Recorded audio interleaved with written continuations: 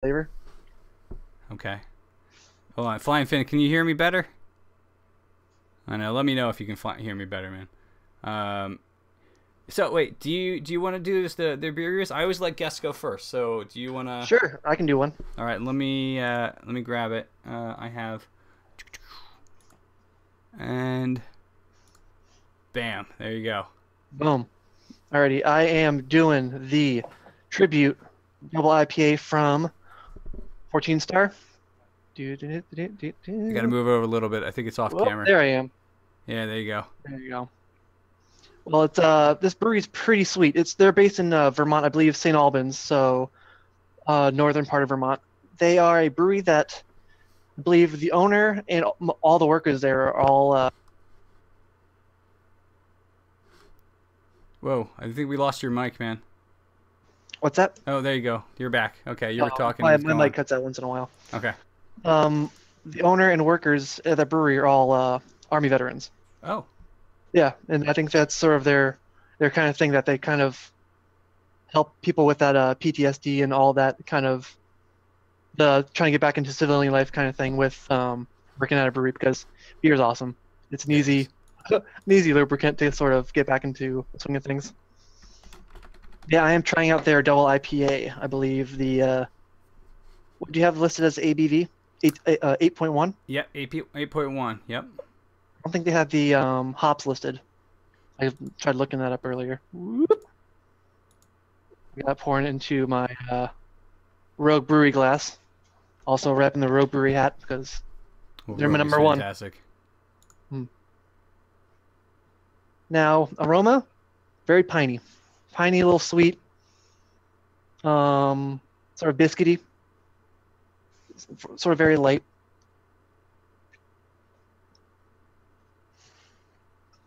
Very sweet. Sort of New England IPA. That's sort of a new style that sort of arose from a few breweries in Vermont. That's sort of very iconic from what I've sort of noticed. Okay. They're all a little sweeter, not like a dry IPA that sort of as soon as you drink it, it's gone. Like you get the hop bite that Yeah. stays a little bit, but all the malt finish is out the back and gone. This one lingers a little bit.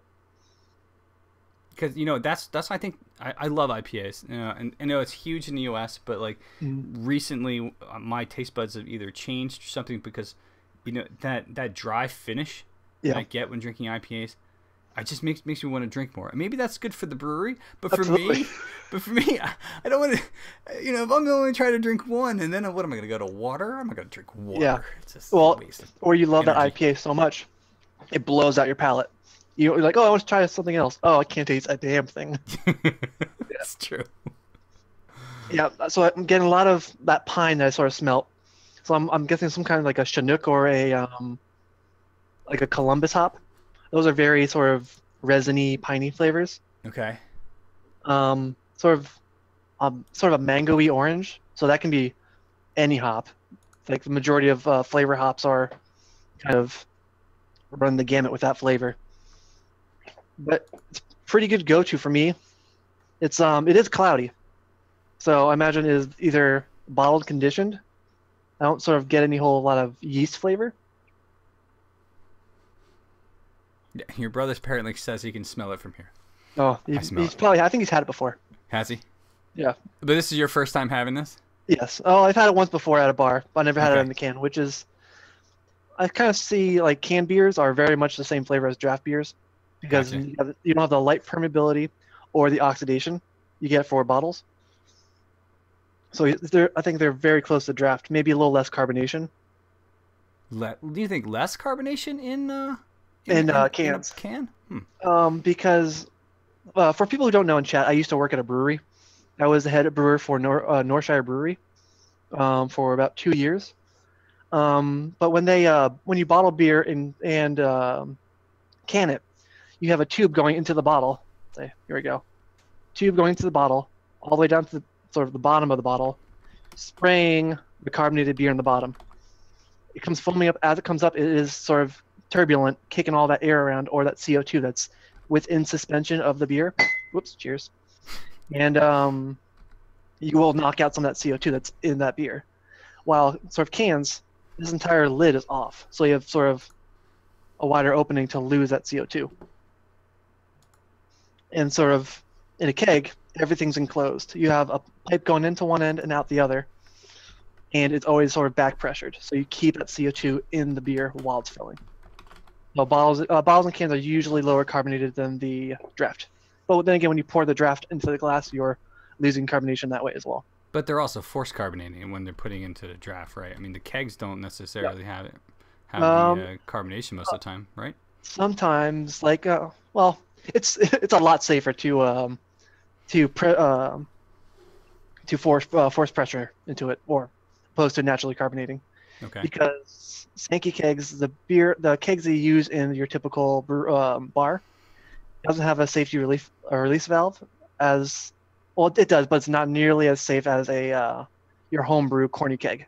Corny keg is a multi-turn system. I don't know if anyone's aware of that, but I'm actually looking into that myself. I want to, because right now everything we're doing is bottles, and I have all these bottles I've been collecting over years from like cool bottles, and I'm like, yeah, no, I just need to get rid of that and just start. I don't need 75 Gulch bottles anymore. Swing top green bottles. Yeah. But I don't know what I was getting with that, but yeah, usually with carbonation. When I worked at the brewery with like something like a Hefeweizen, where you want that yeast in there, that beer will usually be overcarbonated most of the time. Okay. Because you have that yeast still in the beer that's going to be fermenting trace amounts of sugars as it's carbonated. Huh. Yeah, I don't know where I was going with that at all. So there you go. So there's some beer information. There's nothing wrong with that. That's why we're here, to give good beer information. And so that beer is with 8.10%. So that's about average. I don't feel it. It doesn't feel hot. Like some alcohol, you taste like isopropyl alcohol in the back of your throat if it ferments too high. Like, well, okay. When beer ferments, there are sort of different flavors that occur at different temperatures. Mm-hmm. Higher the temperature, say, it can yeast can survive to 140 degrees. That's when sort of bacteria dies off as well as yeast. If you ferment a beer, say, ideal range for fermenting a beer is between 60 and 70 for an ale. If you go over to 80 or something, those yeast is going to be firing off so fast and be farting out CO2. It's going to make a flavor that's so strong, it's going to taste like you're drinking that isopropyl alcohol. Oh, wow. If you're making it too low, it's going to create a lot of sulfur, sort of that egg smell, sort of that. If it cleans up well, that's sort of that sharp, clean flavor you get in a lager. It's like lagers you think you taste right through it, there's nothing to it. There's actually a little bit of a sulfur thing to it that sort of clears out your whole palate. Sulfur? Really? Yep. It's lager yeast pump out a lot of sulfur. And then when you crash the fermenter, they're fermenting down in degree, the yeast itself will go into hibernation mode where it'll start eating all that sulfur and all the byproduct. And then it'll sort of grab it all, drop out of solution, and then you have that very, very small amount of sulfur, which you won't really pick out. But then you have a lager like Rolling Rock, where it's very much creamed corn beer. Okay. Very corny, because it's in a green bottle. It's very corny. Yeah. But that beer is very sweet too, so it'll sort of overpower that sulfur flavor. Huh. I don't. That's probably the one style of beer that I can not drink a lot of tonight, like at all. I think it's because in college we used to drink lagers because that's probably the only thing that was really available to us. Bad stuff. I mean, like Natty Light and any of those. That's St. Polly's girl. Yeah. St. Paul's girl, exactly. Actually, that was high end. I mean, you say Coors Light was like high end, but then I was drinking like I don't know. I had some Bass. Bass is not. I mean, that's probably where my first attempt to get out of lagers and go into Bass ale. But I mean, I can't stand Yingling. I'm sorry. I live in Pennsylvania and I can't stand Yingling. I drank it way too many. Everywhere. It's everywhere. Water down there. Oh God, it's insane. So would you drink that beer again? Obviously. This beer here, I would drink it again. It's I do enjoy the sweeter New England style IPA versus sort of that dry, sort of California style. Right. Sort of like you're Pliny the Elder. is very much pine and then gone because of that Yeah. sharpness. This guy lingers, and I kind of like the linger. Okay. Mhm. I don't know if I they would definitely drink distribute it again. down here. I have to look that up. 14 star.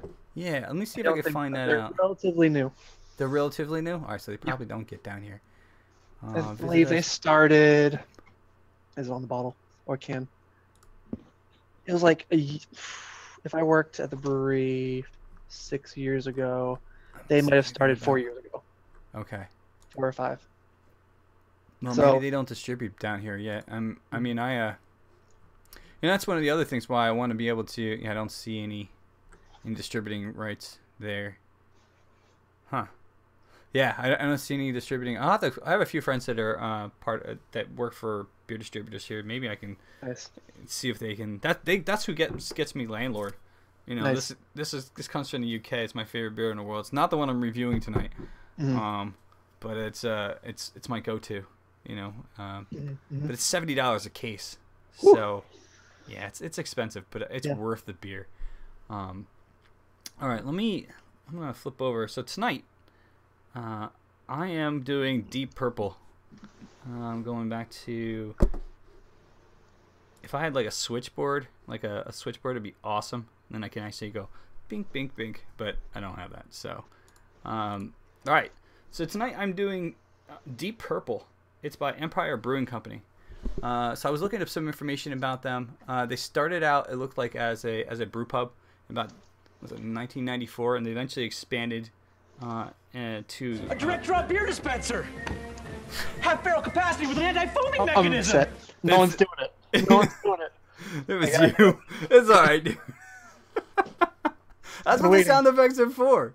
A mess with you guys. If you don't know, obviously you do now. There are sound effects down below. The longer you stay here, after 5 minutes, you get 5 coins.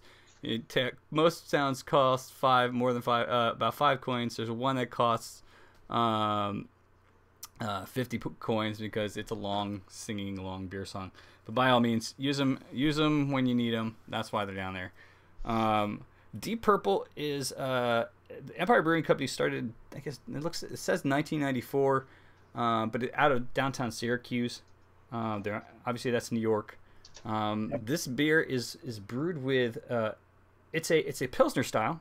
It started out as a Pilsner style, but it was brewed with Concord grapes from New York State.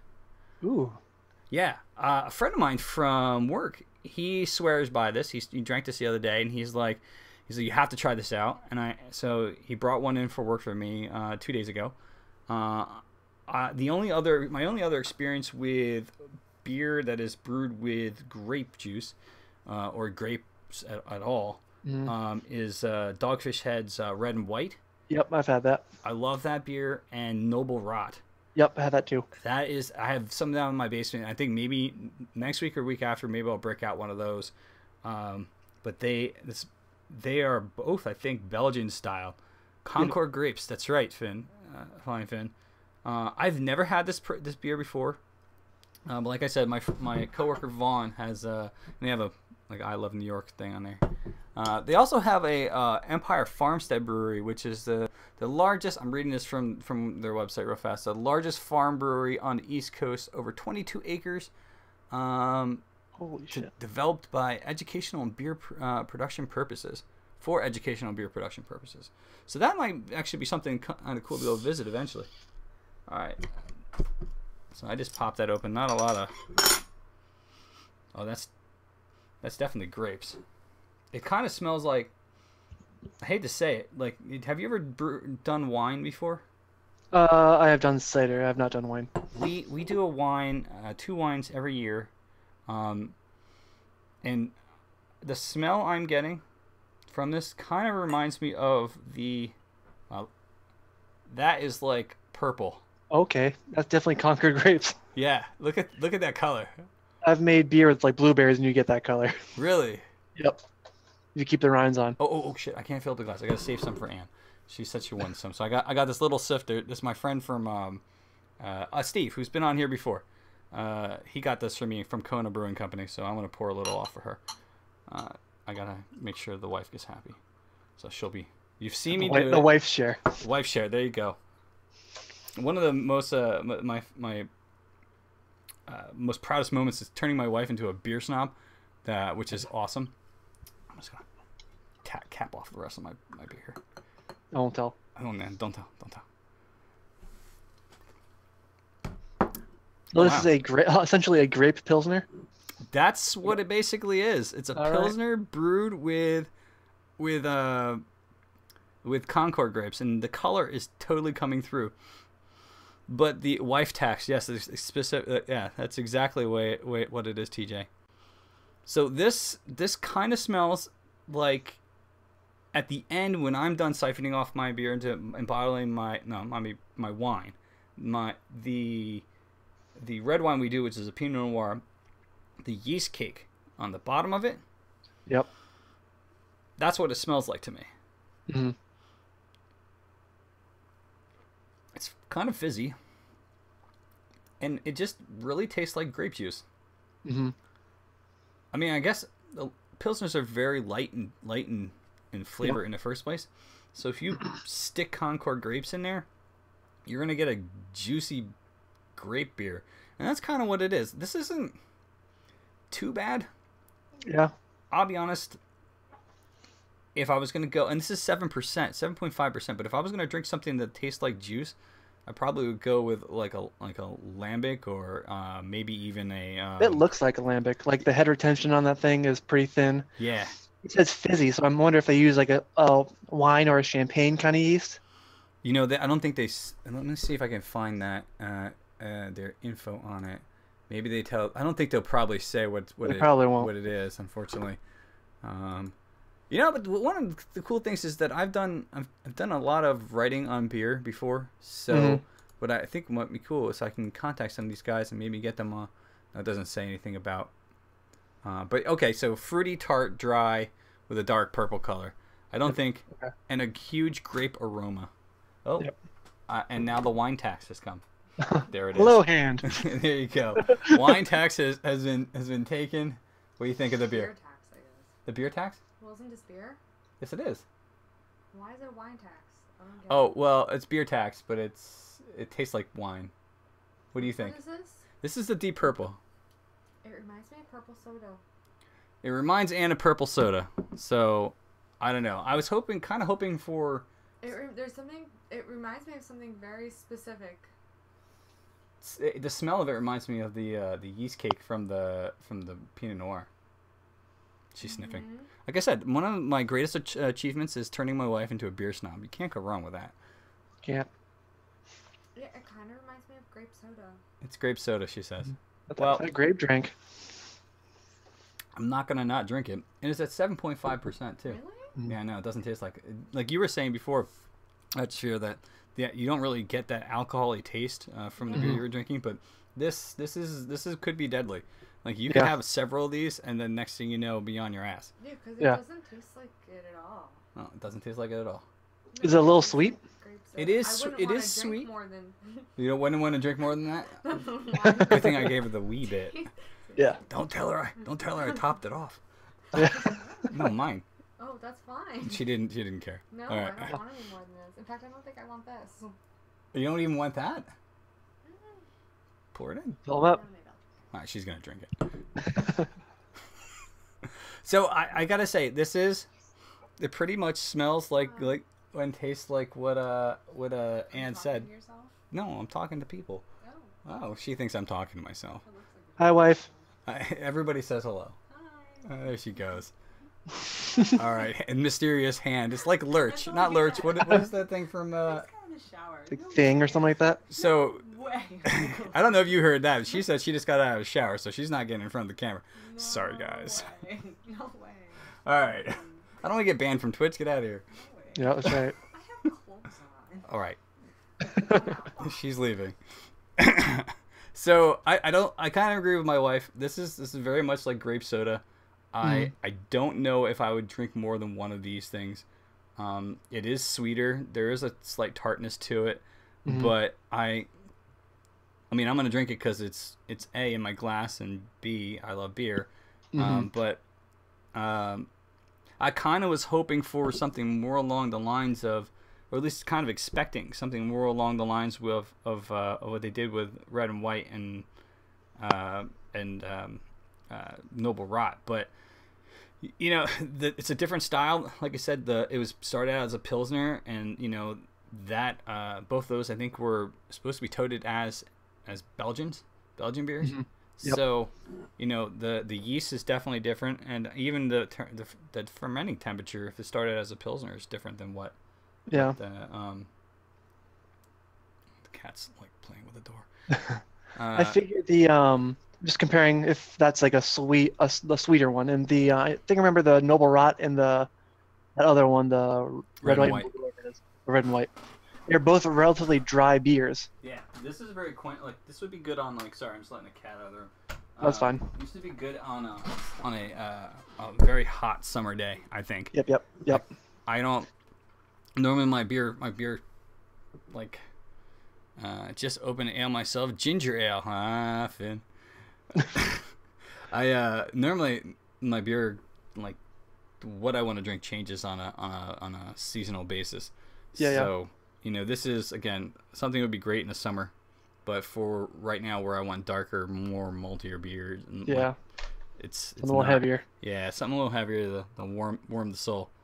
But I was getting with the drier beers. What I find interesting about this beer, why it's sweet, is because the fructose in the fruit, the grapes, is like one of the most easily fermented sugars for yeast. Okay. So I don't know why it doesn't completely dry out. Like when you make a cider or a wine, it becomes, you can get a sweet wine, but it's usually a little bit on that drier side, that tartar side. Okay. So I'm always just a little. It's interesting. They must have used a different kind of yeast. They didn't ferment it fully. But an ale yeast would kick that grape's butt.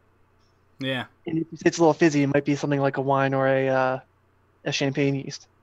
Yeah, I mean, it definitely has like there's some effervescence in it, you know, Yeah. a lot of effervescence. Like effervescence, like a lambic kind of bubble. Yeah, definitely. Like it just like sits on your tongue and just like a champagne almost. So you're probably right. You know how you drink champagne, it like You get the smaller bubbles. Yeah, it sizzles on your tongue like a little bit. Yeah. Not sizzles because it sounds like you're burning your tongue, but you know what I mean. It just kind of sits there and pop, pop, pop, pop, pop. That's exactly what we're getting here on this. Yeah. I don't know. Like I said, I don't think I would drink more than one of these if this is the only option I had. I might drink. I would definitely drink it, but you know, probably wouldn't drink more than one. Yeah. It's a little. Especially when those beers start to get a little warmer, then you can sort of taste the subtle nuances of that beer, of that sweetness, and then it can be a little. Yeah. Off. But it's so drinkable because it doesn't taste like it tastes like juice. That I don't think it's going to last. That's the problem. It's like Yeah.